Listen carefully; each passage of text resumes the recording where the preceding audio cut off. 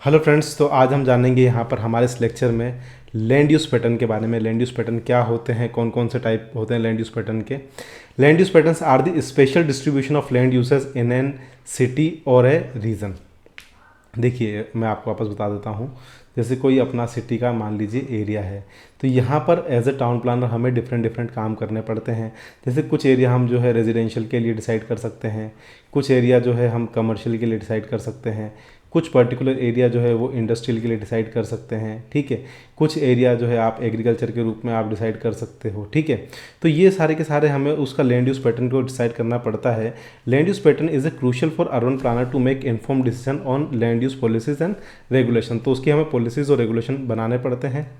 अब हम सबसे पहले बात करते हैं, इसमें सबसे पहले आता है हमारे पास रेजिडेंशियल लैंड यूज़। अब रेजिडेंशियल लैंड यूज़ क्या होता है? Residential land use includes area designated for housing development, जहाँ पर लोग अपना घर बनाते हैं, रहते हैं। Can be further divided into two category. सबसे पहला आता है लो डेंसिटी, जहाँ पर सिंगल फैमिली, जो आपने देखे होंगे कि आपके घरों के आसपास जो सिंगल फैमिली वाले जो मकान होते हैं कि एक घर में 4 5 6 जने है ना, वो रहते हैं। तो इस टाइप के जो सिंगल फैमिली वाले होते हैं। और दूसरा होता है हाई डेंसिटी। आपने देखे होंगे कि अपने आजकल जो है अपार्टमेंट्स, टाउन हाउसेस का जो है ट्रेंड चल चुका है। टाउन हाउसेस मतलब बहुत सारे घर एक जैसे एक ही उसमें होते हैं। इसके अलावा अपार्टमेंट में आपने देखे हैं कि बहुत सारे फ्लैट्स एक ही अपार्टमेंट के अंदर होते हैं। ठीक है, usually located close to urban services such as school, health care facility and transportation.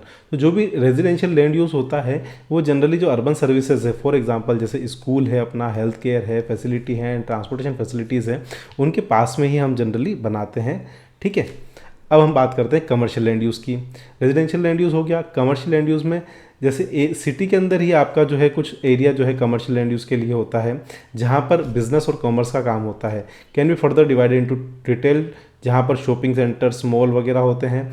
दूसरा, कुछ ऐसी जगह होती है जहाँ बहुत सारे ऑफिसेज होते हैं, बिजनेस सिटीज हम बोलते हैं, है ना। तो दो जगह सिटी के अंदर जनरली होती है, जहाँ पर मॉल हो गए, शॉपिंग सेंटर हो गए, कहीं बाजार लगता है। तो ये सब किसके अंदर आते हैं? कमर्शियल लैंड यूज़ के अंदर आते हैं।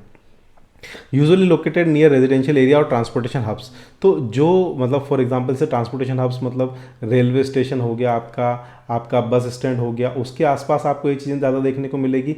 या जो सिटी एरिया जहाँ रेजिडेंशियल, जहाँ लोग ज़्यादा रहते हैं, उसके आसपास ही, क्योंकि लोग ज़्यादा दूर खरीदने जाना नहीं चाहते, वो पैदल पैदल जा सकते हैं, अपनी बाइक मोटरसाइकिल लेकर जा सकते हैं। ठीक है, तो वो एक पास के एरिया से ही चीज़ें खरीदना पसंद करते हैं।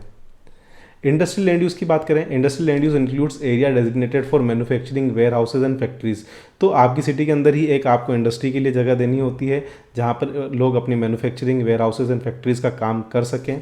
Usually located away from residential area due to potential health hazards and pollution.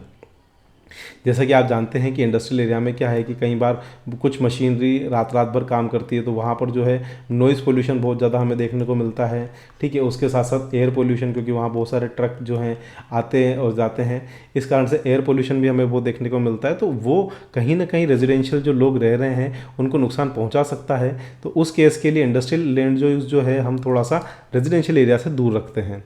Recreational land use. अब रिक्रिएशन क्या होता है? रिक्रिएशन का मतलब होता है कि लोग अपने आप को रिक्रिएट करने जा रहे हैं, मतलब वापस जैसे सैटरडे संडे जो है आप घूमने जाते हैं, ठीक है ना, सैटरडे संडे आप घूमने जाते हैं, तो वो रिक्रिएशनल एक्टिविटीज़ में आता है।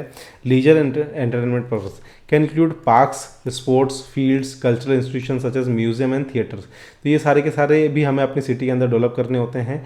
Park, sport complex, fields, cultural institution such as museum, theatre, ये सब है ना, usually located within near और residential areas.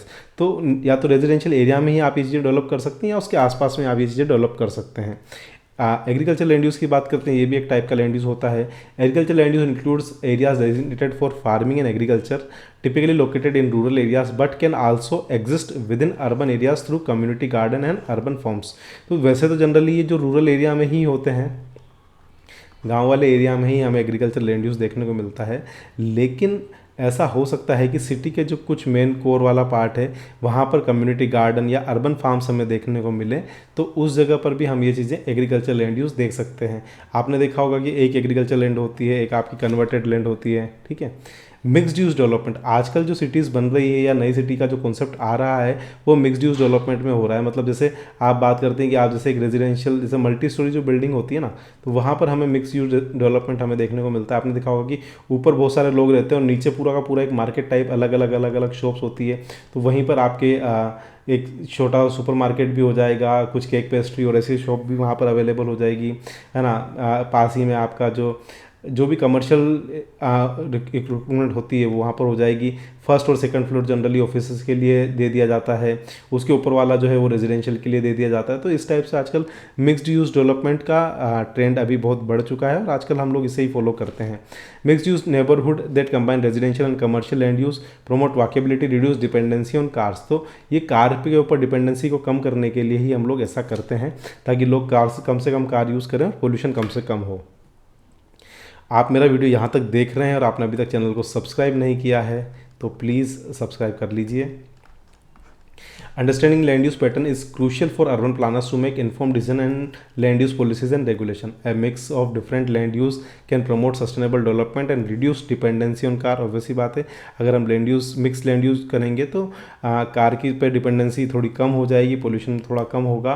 Proper planning and management can ensure that each land use is located in a suitable and accessible location. तो हम इस type से planning कर सकते हैं कि हर एक जो लैंड है वो सूटेबल और एक्सेसिबल लोकेशन पर हमें लैंड यूज़ मिल जाए। तो आप लोगों को अच्छे से समझ में आया हो तो थैंक यू सो मच, और प्लीज़ इस चैनल को सब्सक्राइब कीजिए। थैंक यू, इसी से मुझे मोटिवेशन मिलता है। आप प्लीज़ सब्सक्राइब कीजिए। Thank you so much.